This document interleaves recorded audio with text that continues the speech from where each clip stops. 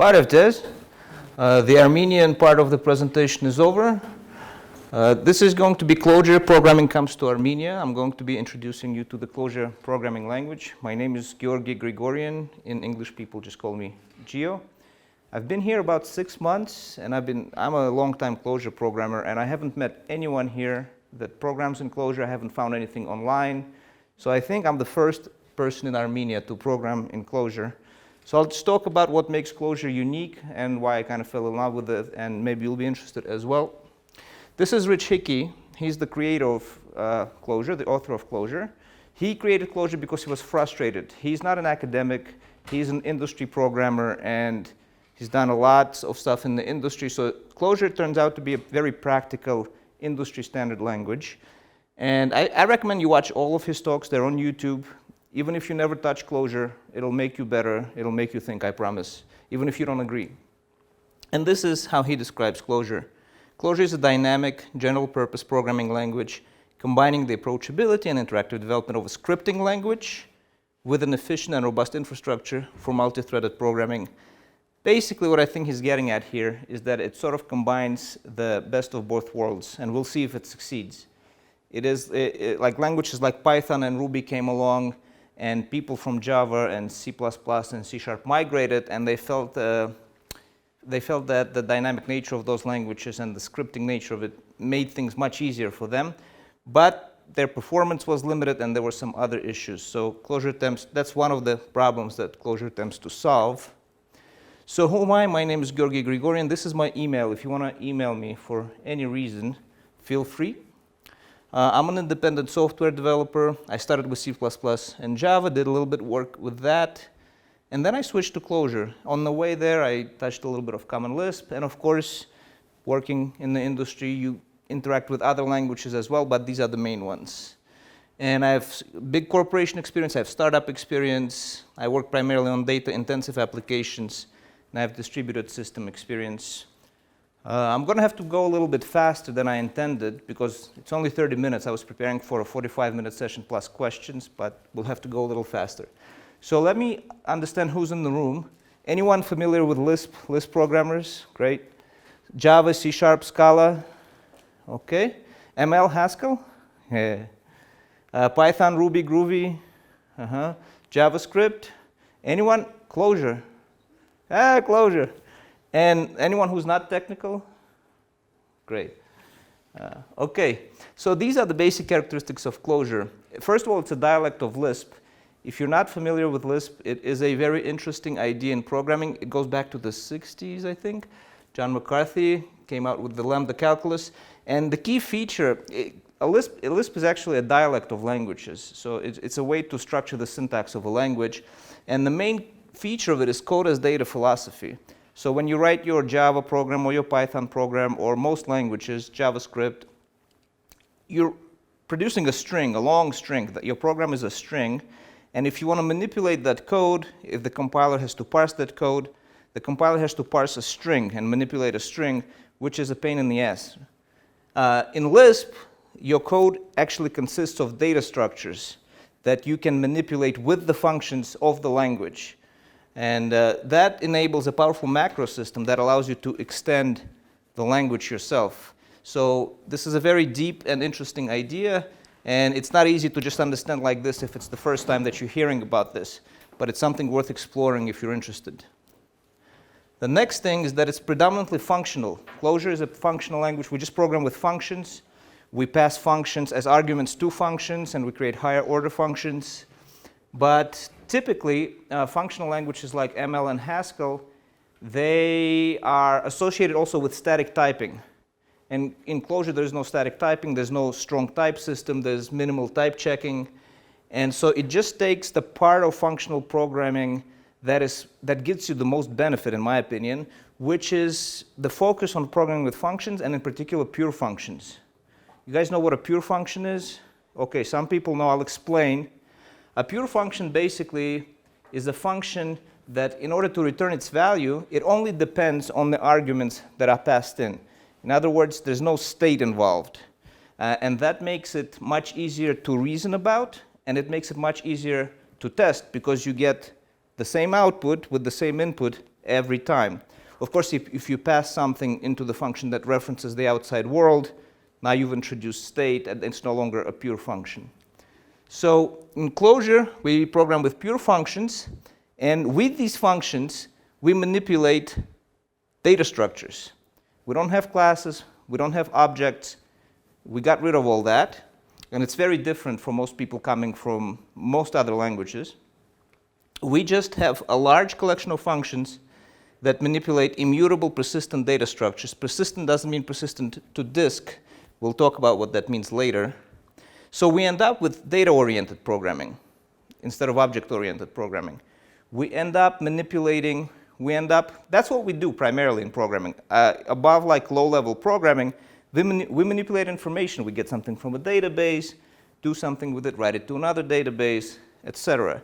We manipulate information, and information is pure. It's easy to represent in data structures. Putting classes around it just complicates things. And as I mentioned, we program primarily with pure functions, but when we need state, we really need it, right? Because we got to write to disk, we got to output something to the screen. So we have special facilities for handling mutable state. So most of our program, and when you program this way, you realize how little state you need. State is hard to think about. That's why we want to minimize it. So in Clojure, we just isolate it to its special corner. We have special facilities for handling that. And the rest of the program is just written with pure functions, and you can think about it more easily. And Clojure has some concurrency primitives that makes multi-threaded programming so much simpler. Okay, a bit more about Clojure. It's a hosted language. Most languages are their own platforms, like C, things compiled to C. Clojure was designed from the beginning to compile to the Java virtual machine, which is the virtual machine that has the Java language as its main language, but it's actually this great set of facilities for supporting programming languages, and in the last 5 years, we've seen a proliferation of JVM-hosted languages, like Scala is a big example. And it interrupts, so it compiles to Java bytecode. It spits out Java bytecode, Java classes. You get a jar, if you're familiar with Java. You basically get the same thing that you get out of a Java program. So anywhere Java can be used, Clojure can be used. It's a general purpose language.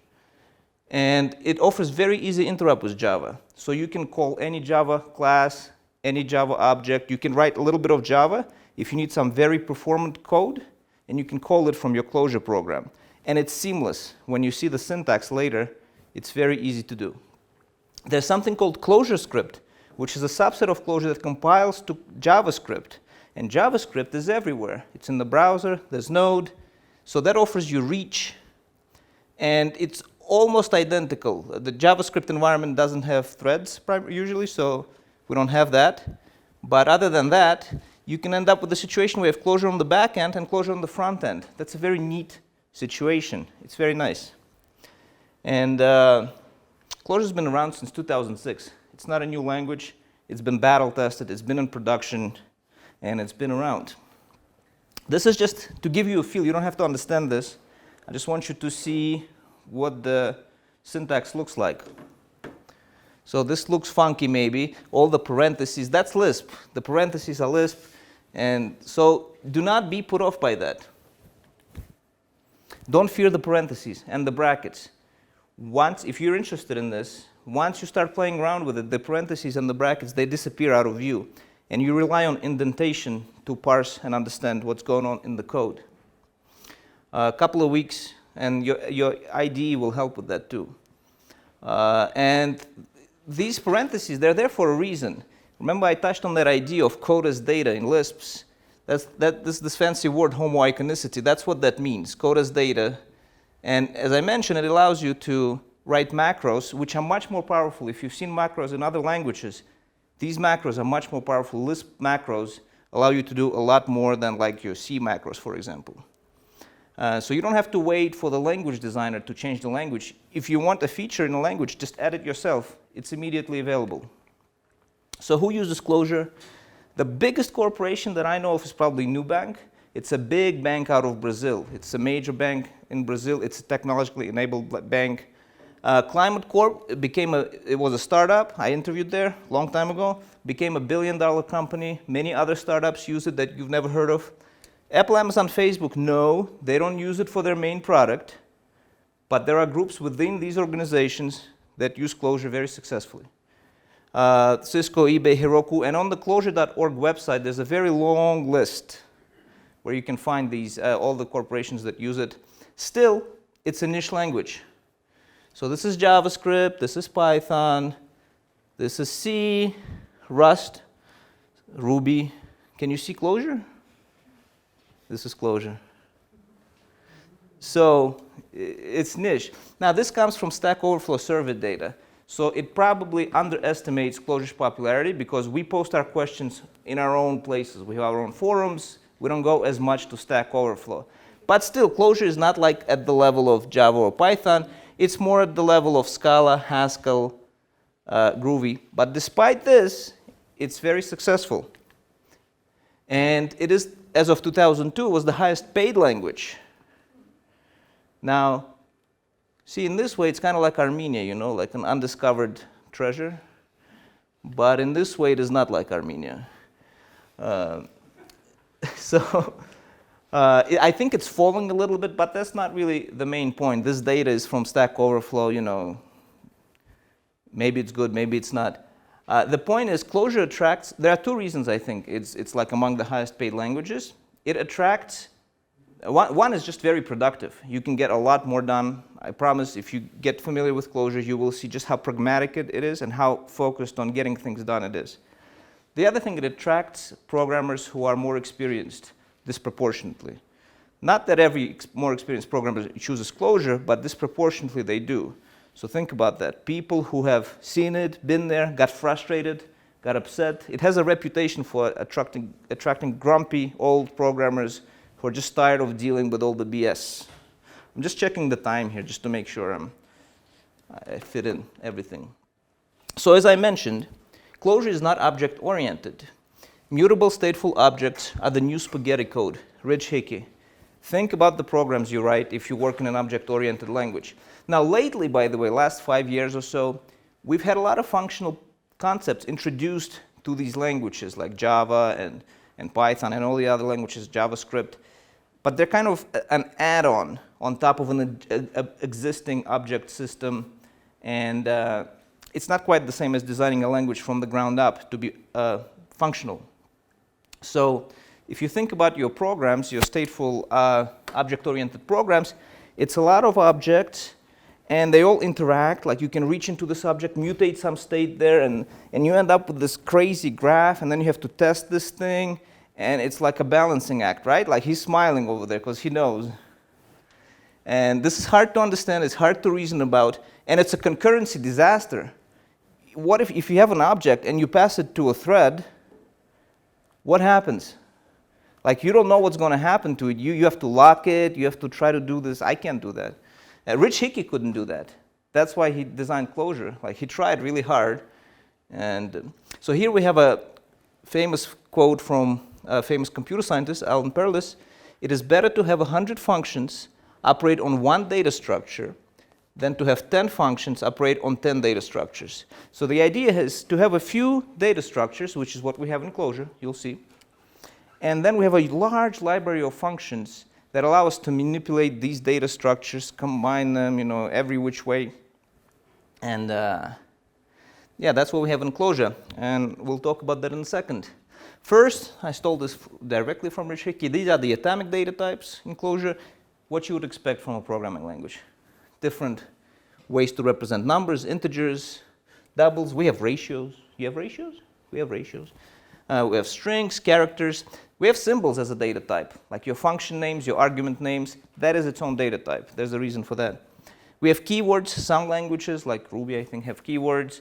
Keywords evaluate to themselves. They're really useful. They're neat things. You can use them a lot for values in your hash tables or dictionaries, they're called in other languages. In Clojure, we call an associative data structure a map. Booleans, true, false, null, nil, regular expressions. These are all literals.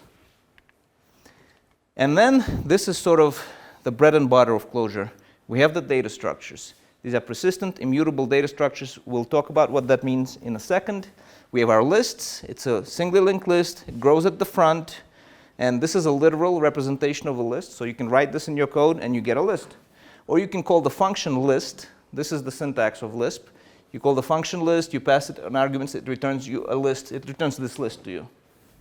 Then we have vectors, which are kind of like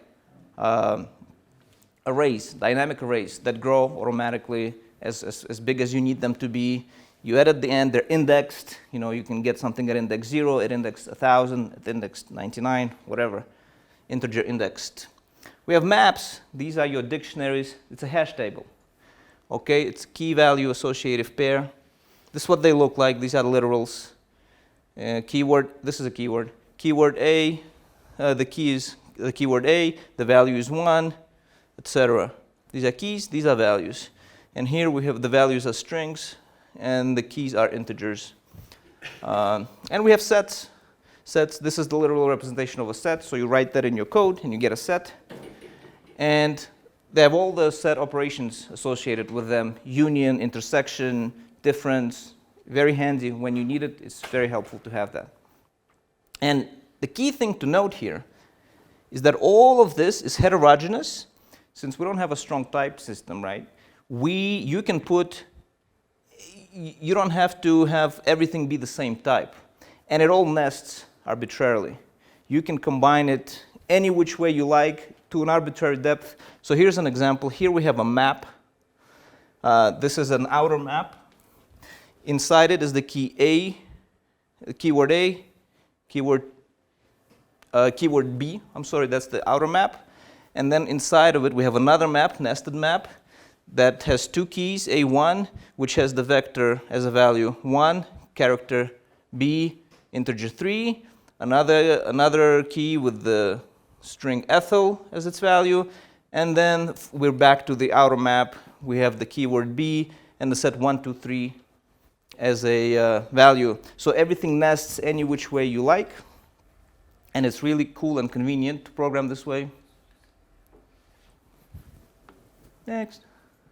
Okay, so here's an example of what that looks like. We create a hash map, okay? We call a soc on it to add a salary with the value of 10. We get a new hash map. Then we call update on that new hash map, and we pass a function to update to multiply the salary by 10 or to multiply this by 10, and now my salary is 10 times greater. That's how easy it is in Clojure to multiply your salary. And then we dissoc the salary. This is just to give you a feel for what it looks like. We only have half an hour, so we can't get in depth, but this is just to give you a taste. And then we have something called the sequence abstraction. So all these data structures that you just saw, Rich Hickey put a sequence abstraction over them, meaning there's a unified interface for interacting with them. Not just them, it also applies to strings, and you can implement your own. And the sequence interface, it consists of give me the first item and give me the rest.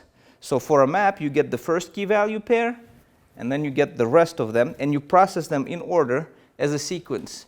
And we can use our typical functional programming type functions like map, filter, reduce, and many, many more on all these data structures abstracted away as a sequence. If this is not making a lot of sense, it's of course, as you know, it's much more easily comprehensible when you actually get to play with it. But unfortunately, we will not be able to do that here. But if you want to, I'll meet you outside. So this is just the data structure library. These are the functions that we have for lists, vectors, sets, maps. You don't have to learn all of them to be productive in Clojure. To start with, you just need a few basic ones. But then as you develop, these other functions become very, very handy. We have the sequence library that I just mentioned.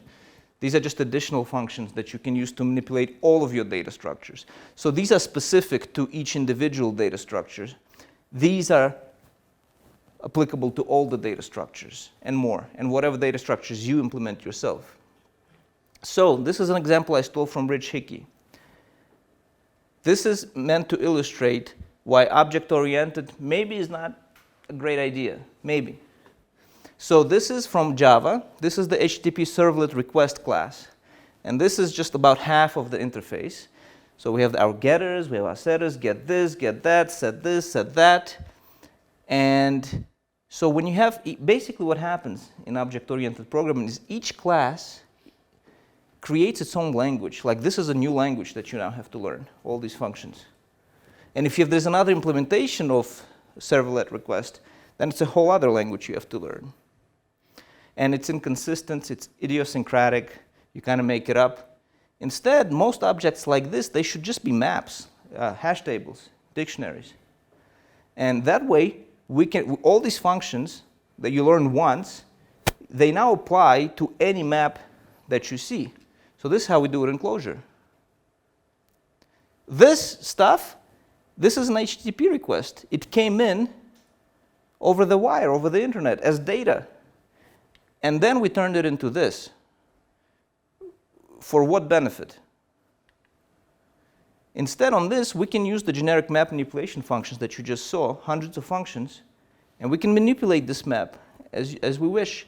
And this is easy to fabricate for testing. You want to test your code?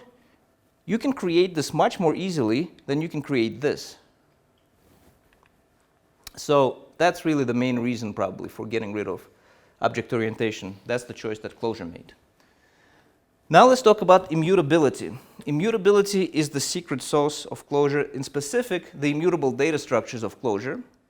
They support functional programming, they support concurrency, they make your program less error-prone, easier to test, and the key thing to understand here is that they're fast. So what does it mean for a data structure to be immutable? So let's say you have a large hash table, a map, we call it in Clojure, 1,000,000 records, and you want to add a new record to it. So you do put or assoc, key, value. And now you got a new map, new hash table with 1,000,001 records. And what happens to the old one? There's no old one. It's gone. With an immutable data structure like we have in Clojure, the old one still exists, and now there's a new value. So each value is in existence. And it's not copy on write, because that would be too slow. The obvious thing is like what, you got to copy 1,000,000 records to do this operation? No. It uses what's called structural sharing. It's a fascinating idea that I only understand about 75% of the way. If I had to implement it, I'd have to work very hard. There's a great talk that Rich Hickey explains how it's done. But basically, just to give you a taste of structural sharing, it's easiest to demonstrate with a linked list. Let's say you have a linked list 1, 2, 3. So the head pointer points to 1, and you have 1, 2, 3. And then you want to create a new linked list that goes at the front 0, 1, 2, 3. So you add 0 to the front. You have a new header pointer, points to 0, which is the linked list 0, 1, 2, 3. But it shares its structure with the previous linked list 1, 2, 3. So that previous pointer to 1 still exists. So that's a simple case. And then you can implement, using the same idea, hash tables and vectors, and you have to use very wide branching factor, trees. It's a complicated idea, but it works. And Clojure data structures are very fast. They're close to Java data structure performance. This is an example. Let me explain what's going on here. So we have a mutable and an immutable data structure. It's what I just described. Here, this is a Java. This is how we invoke Java. See, it's directly invocable from Clojure.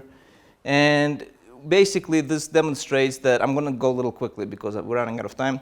This demonstrates that only the new value exists when you change the previous value. And here, we have the original, we have a new, we associate another value, and both of them are still in existence. So you can pass this. So this is the new one that you produced. That got return new. That's this return value. And this thing still exists. So you can pass it off to another thread. You can pass it off anywhere, and it's never going to change. You never have to lock it. You never have to worry about it. It's a value. Like the integer 5 is a value. 5 never changes. This never changes. And this could be 1,000,000 records. Doesn't matter. Okay, moving on. So some other benefits of just working and living with Clojure. It's very stable. New versions of Clojure never ever break existing code. This has never happened. If you work in other languages, you know this is a problem sometimes. Libraries often don't change much because they don't need to. Newcomers come to Clojure, and they go on GitHub, and they see a library, and they say, oh, it hasn't been updated in 3 years. It's probably forgotten, abandoned. No, it just doesn't need to be updated. It just works. Now, we do have some abandoned libraries, don't get me wrong.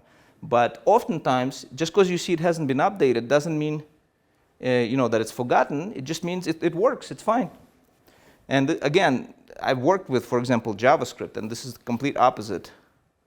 So it's much easier to deal with dependency, and the dependency hell is like much less of an issue in Clojure. It's still an issue. And so this is great, though, for career stability. You learn this language. It works on the JVM. It works in JavaScript. And these functions, you sort of learn them once, and it's an investment that kind of stays stable and pays off over the long term. This is just to illustrate. This is the Clojure code base. It started in 2006. And so this is like, introduction of new code and deletion of old code. So in 2006, we deleted a lot of code, not we, Richiki did. And then you see it just stabilizes, and it just stays stable. Like, all the code is just there. This is Scala. I use Scala because it's a similar language on the JVM. It came out around the same time, side by side. Okay, so there's a lot more to love. Great community. You get help when you post. People are great. The conferences are great. Great REPL experience, which I haven't had time to talk about. It's not like the REPL in other languages. We're in the REPL all the time. Everything happens in small pieces in the REPL. Then you paste it in, and it becomes a test. You have to try it. Mature tooling, it's ready. It's been ready for years for production. There's a lot more that I didn't talk about. Just go to clojure.org if you're interested. You can learn more there. So what's not to love? What are like the main objections you hear with respect to Clojure? No static types. A lot of people like static types. It's a big religious war among programmers. Some of them make it so. So this is just, I'm going to give you a point of view. So static types prevent some runtime errors, but at a cost. The cost is inflexible development, right? You have to define everything up front, and if you're still working out what your program should do, you have to keep changing these types, and you have to make sure they always keep matching up. So you lose the dynamism. And the issue is they prevent some errors, but the most important errors, they're not really typing errors. It's just the program is doing the wrong thing. That's the kind of error we really want to prevent. And in Clojure, the lack of static types gets you that flexible, faster development cycle. And yes, there's greater potential for runtime type errors, but that's not really the biggest issue, actually. The biggest issue we discovered is that when you're looking at your code, you don't know what the arguments are that are coming in and what the return values are. And we mitigate this with libraries that allow you to define that a la carte. So you can just attach it to one single function, to a few functions, or to all the functions. And depending where you are, like if you're early, you don't do it. And when your program is solid and it's not going to change much, you can validate a lot more as you see fit. And it's a lot richer than a type description. We can say things like the first argument must be a vector of between 3 and 5 integers, and all the integers have to be odd. We can say that programmatically. We can define that, and we can validate that programmatically. The other issue is hiring. It's a smaller pool of programmers, yes. But usually, on average, we have a lot of crappy programmers like every language. But on average, in my experience, the general quality of an applicant is a little bit higher. And you need fewer Clojure programmers, honestly. The teams need to be much smaller. You just have to look in Clojure-specific places. You may need to be open to hiring remotely, and you can train people from other languages fairly easily to pick up Clojure. Just look for people who are just generally good and interested, and you'll have a Clojure programmer soon. So I'll answer questions outside because we're out of time. Thank you very much. And again, that's my email, so if you want to email me, feel free. My name is Gyorgi Grigoryan.